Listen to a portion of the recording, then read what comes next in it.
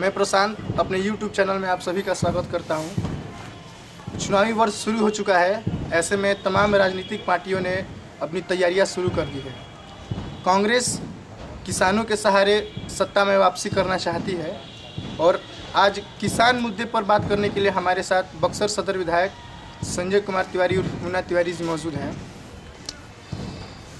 आगामी 10 जनवरी को किला मैदान में किसान महापंचायत का आयोजन किया गया है।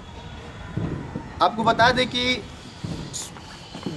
बक्सर जिला के 11 प्रखंडों में मात्र 3 प्रखंड को सूखाग्रस्त घोषित किया गया था, जिसमें ब्रह्मपुर, चौंगाई और नवानगर है। जबकि विधायक जी या फिर अन्य किसानों का कहना है कि पूरे बक्सर जिला को सूखाग्रस्त घोषित किया जाए और डुमरांव और ये ब्रह्मपुर सिमरी के जो नीचे के इलाके हैं इनको तो और सूखाग्रस्त घोषित करने की ज़रूरत है, क्योंकि ये नहर के एकदम अंतिम छोर पर हैं। और आप लोग समझ सकते हैं कि जब कोई एक बाल्टी पानी लेकर चले और उसमें से मग से निकालने वाले जब ज़्यादा भागीदारी रहे तो अंत में पहुँचते पहुँचते बाल्टी का पानी खत्म हो ही जाता है। तो आइए किसान महापंचायत को लेकर के विधायक जी से बात करते हैं। हमारे चैनल में विधायक जी आपका स्वागत है। धन्यवाद। ये किसान महापंचायत की ज़रूरत क्यों पड़ी? देखिए, शीतकालीन सत्र में मैंने जब इस मांग को उठाया, संपूर्ण बक्सर मेरा सूखा है, सरकार ने उत्तर भी नहीं दिया और कार्य स्थगन जो प्रस्ताव आया था कांग्रेस पार्टी के द्वारा उस पर बहस भी नहीं कराई। और मैं मर्माहत होकर के मीडिया के समक्ष विधानसभा से निकल करके इन सब बातों को मैंने रखा। और ये सरकार की अजब विडंबना है कि नवानगर से ही चलकर पानी चौंगाई केसठ को आ जाता है। बीच में केसठ एक 3 पंचायत का ब्लॉक है, इसको सूखा क्षेत्र नहीं घोषित किया जाता है। चौंगाई को सूखा क्षेत्र घोषित कर दिया जाता है। साथ ही नीचे ब्रह्मपुर को सूखा क्षेत्र घोषित किया जाता है, चक्की और सिमरी को छोड़ दिया जाता है। जैसा कि आप सभी जानते हैं कि बक्सर की संरचना, भौगोलिक संरचना, एक तरफ बाढ़ और एक तरफ सूखा, जो टेल एंड है नहरों का अंतिम छोर। मैं तो सरकार से ये जानने का भी प्रयास किया कि अंतिम छोर तक आपने कितना क्यूसेक पानी दिया कि हमारे किसानों की फसल मारी गई। इस पर मैंने ये निर्णय लिया कि मैं किसान महापंचायत बुला करके एक किसानों का संगठन बक्सर में खड़ा करूँगा और मेरा संपूर्ण बक्सर सूखा क्षेत्र है, उसकी मैं सरकार से मांग करूँगा। पूरे जिले को सूखाग्रस्त घोषित करने के लिए आपका ये महापंचायत का आयोजन हो रहा है। कितना आपको कितना उम्मीद है कि सरकार आपकी मांग मानेगी? अगर सरकार नहीं मांग पूरी करती है, आगे की रणनीति क्या है? मैं PIL हाईकोर्ट में दर्ज कराने जा रहा हूँ। मेरी पार्टी दर्ज कराएगी PIL हाईकोर्ट में। किस मानक के तहत हमारे बक्सर को आपने सूखा क्षेत्र घोषित नहीं किया? कितना मैंने सारी डॉक्यूमेंट्स मैंने निकाल रखी है कि हथियार क्षेत्र के बारिश नहीं होने के कारण कितने अनुपात में बारिश हुई हथियार क्षेत्र के बाद, टेल एंड तक आपने कितना क्यूसेक पानी दिया। तमाम CO की रिपोर्ट और किसी पदाधिकारी की रिपोर्ट हमने निकाल कर रख ली है और इस पर हम PIL हाईकोर्ट में दर्ज कराएंगे। ये किसकी कमी कही जाएगी? ये सरकार की कमी है। यहाँ के कृषि पदाधिकारी जो बैठा है वो बंद कमरे में एक रिपोर्ट तैयार करके सरकार को भेजने का काम किया है। और मैं सीधे कृषि मंत्री को दोषी मानता हूँ कि ऐसे भ्रष्टाचारी किसी पदाधिकारी को उन्होंने नियुक्त कर रखा है बक्सर में, जो कि बंद कमरे में रिपोर्ट करके भेजा और उसकी समीक्षा माननीय कृषि मंत्री ने नहीं की, जिसके चलते बक्सर को यह सूखा क्षेत्र से सामना करना पड़ रहा है। एक तरफ आप किसानों की लड़ाई लड़ रहे हैं और दूसरी तरफ जो केंद्र की सरकार है, भाजपा सरकार है, NDA की सरकार है, वो लगातार ये बात कहे जा रही है कि वो किसानों के लिए काम कर रही है। 2022 आते आते किसानों की आमदनी दुगनी हो जाएगी।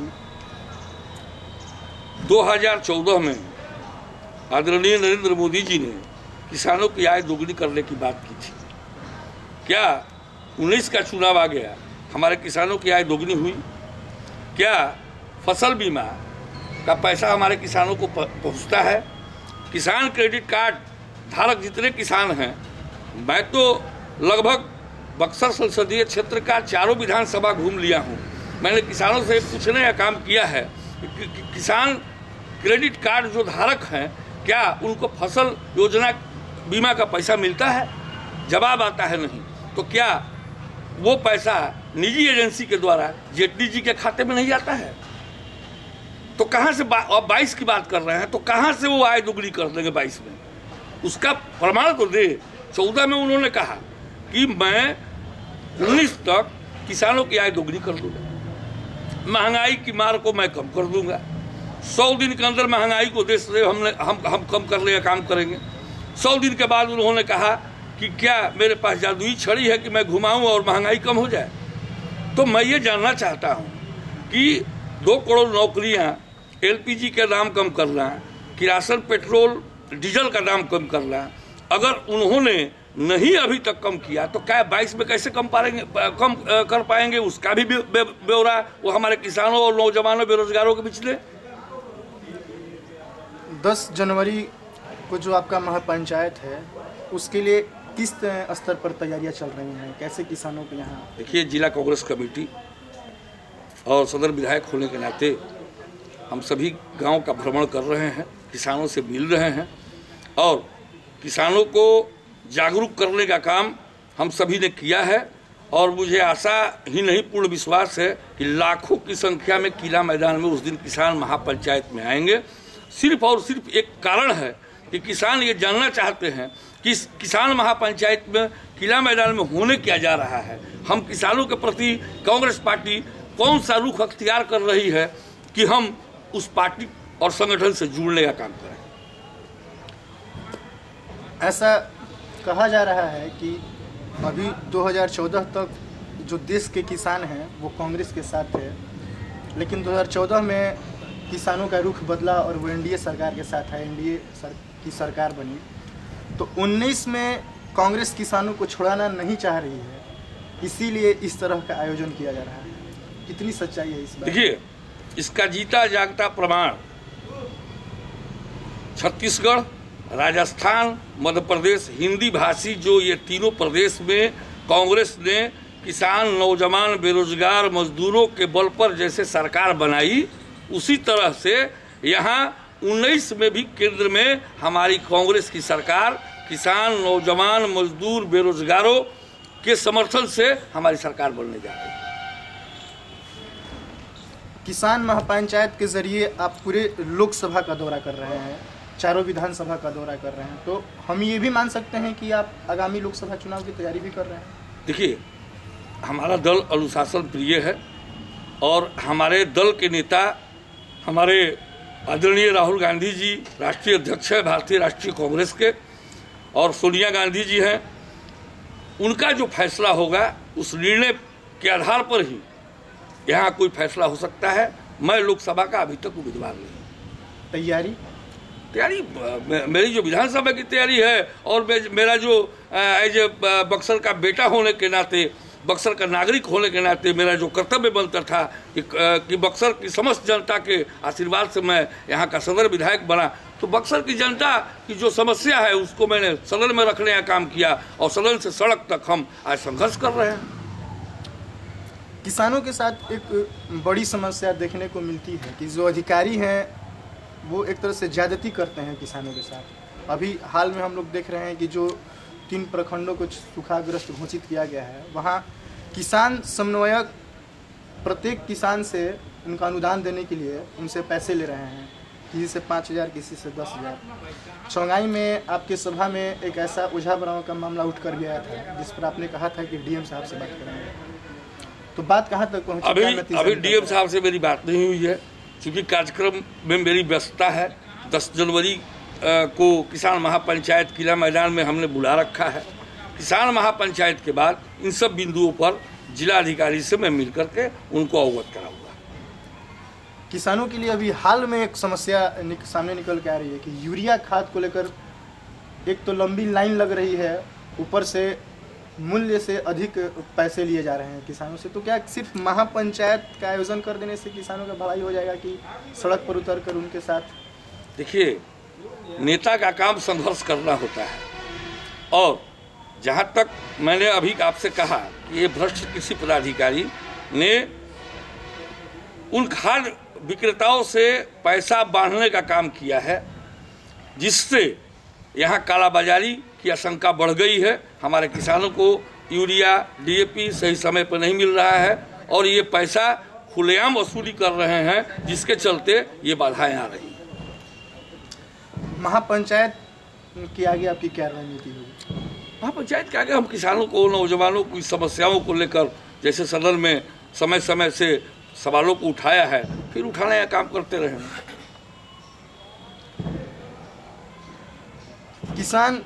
किसानों को एक तरह से हम लोग देखते हैं कि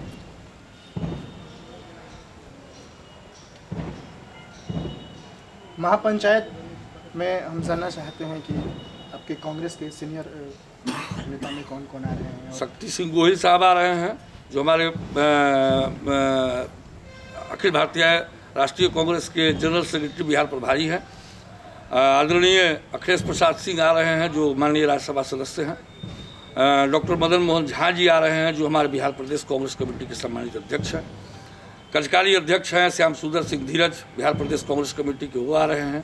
सदानंद बाबू हमारे विधायक दल के नेता हैं, वो भी पधार रहे हैं, एवं सम्मानित हमारे विधायक साथी भी इस कार्यक्रम में आ रहे हैं। एनडीए सरकार भी अपने आप को किसानों का चहेता बताती है और बक्सर सांसद भी अभी आजकल हम लोग देख रहे हैं कि सभाएं कर रहे हैं किसानों के बीच में जा जाकर। तो क्या आपके हाथ से मुद्दा छीनने के प्रयास है?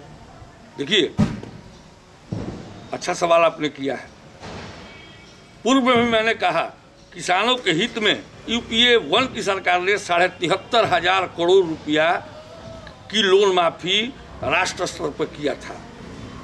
दूसरा, ये मुद्दा ऐसा मुद्दा है जो कांग्रेस पार्टी ने पूरे देश में उठाया है और किसानों का समर्थन कांग्रेस पार्टी को मिला है।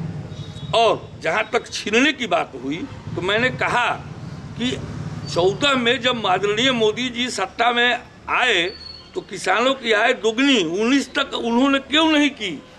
महंगाई में diesel, petrol, kerosene, LPG gas का दाम उन्होंने कम क्यों नहीं किया?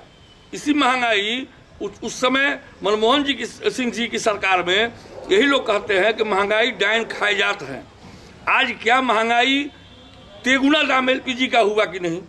दोगुना दाम पेट्रोल डीजल का हुआ कि नहीं? मैं ये जानना चाहता हूँ, किस प्रकार से वो किसानों के अधिकार को कांग्रेस पार्टी से छीन लेंगे। हम संघर्ष कर रहे हैं, संघर्ष करेंगे और किसानों का समय समय से आदरणीय राहुल गांधी ने पूरे देश स्तर पर किसानों की समस्याओं को उठाया है और निश्चित रूप से आगामी 19 में हमारी सरकार वहाँ बनने जा रही है, केंद्र में सरकार बनने जा रही है। स्वर्ण को 10% आरक्षण देने की बात कर रही है केंद्र सरकार। SC/ST संशोधन करके उस आदेश को जो सुप्रीम कोर्ट के द्वारा पारित किया गया था, उसमें उस बिल को संशोधित करके पुनः आदरणीय मोदी जी ने SC/ST के हक में दे दिया। 10% आरक्षण ये झूठा और कोरा प्रलोभन है स्वर्णों के प्रति। संविधान में संशोधन की आवश्यकता है और जब तक संविधान में संशोधन नहीं होगा 10% आरक्षण हम स्वर्णों को नहीं मिलने जा रहा है। ये चुनावी नारा है और सिर्फ कोरा और झूठा आश्वासन। और कांग्रेस सत्ता में आती है तो स्वर्णों का आरक्षण मिलेगा? नहीं, ये हम नहीं कहेंगे। Congress party backward forward upper class नहीं करती है, सर्वधर्म समभाव की पार्टी है। सारी जाति, सारी वर्ग, सारे मजहब को लेकर चलने वाली पार्टी है। वो स्वर्ण और पिछड़ों को बांटने का काम नहीं करती है। एक आखिरी सवाल हम आपसे जानना चाहते हैं कि हाल ही के दिनों में, चूंकि आप डुमरा विधानसभा के निवासी हैं और हाल ही में डुमरा में आपराधिक गतिविधियां बढ़ गई हैं, तो जनप्रतिनिधि होने के नाते क्या आपको ऐसा नहीं लग रहा है कि वहाँ के लोगों को भी सुरक्षा देना चाहिए? एकदम आपका सही सवाल है और इस पर अपराधियों पर लगाम की कवायद पुलिस प्रशासन से मेरी मांग शुरू से रही है। जैसा कि आप लोगों ने देखा है कि बीच में जो एसपी हमारे राकेश कुमार जी थे, उनके समय में आपराधिक गतिविधियाँ बढ़ी हुई थी, जिसके खिलाफ हम रोड पर उतरे और उस एसपी के, भ्रष्ट एसपी के खिलाफ मैंने माननीय नीतीश कुमार जी से मिलकर कार्रवाई करने का बात भी की और कार्रवाई भी हुआ, जिसका नतीजा निकला कि वो यहाँ से डिमोशन करके सिटी एसपी के रूप में मुजफ्फरपुर गए। प्रमोशन नहीं हुआ, डिमोशन हुआ उनका इसी आपराधिक गतिविधि पर। तो अपराधियों पर लगाम लगनी चाहिए और किसान महापंचायत के बाद मैं निश्चित रूप से एसपी साहब से मिल करके अपराध पर अंकुश लगाने की बात करूँगा। अपने बक्सर जिला के किसानों के लिए हम चाहते हैं कि आप हमारे चैनल के माध्यम से कुछ कहें, उनको संदेश दें, उनको आने के लिए न्योता दें, उनको बताएं कि 10 तारीख का आयोजन क्यों हो रहा है, उनके लिए कितना फायदेमंद है। घूम कर विगत 1 महीना से मैं किसानों को जानकारी दे रहा हूं कि आपको क्यों किसान महापंचायत में आना है। इसके पीछे एक कारण है, अगर पूरा संपूर्ण बक्सर मेरा सूखा क्षेत्र घोषित नहीं होता है तो मैं निश्चित रूप से हाई कोर्ट में एक परिवार दायर करूंगा और मुझे हाई कोर्ट पर पूरा भरोसा है कि हमारे बक्सर के सम्मानित किसानों को इसका फायदा मिलेगा और आने वाले दिनों में हाई कोर्ट बक्सर जिला को सूखा क्षेत्र घोषित करेगी। यही बताने के लिए हमारे किसान भाई और यही जानने के लिए हमारे किसान भाई 10 तारीख को किला मैदान में आ रहे हैं।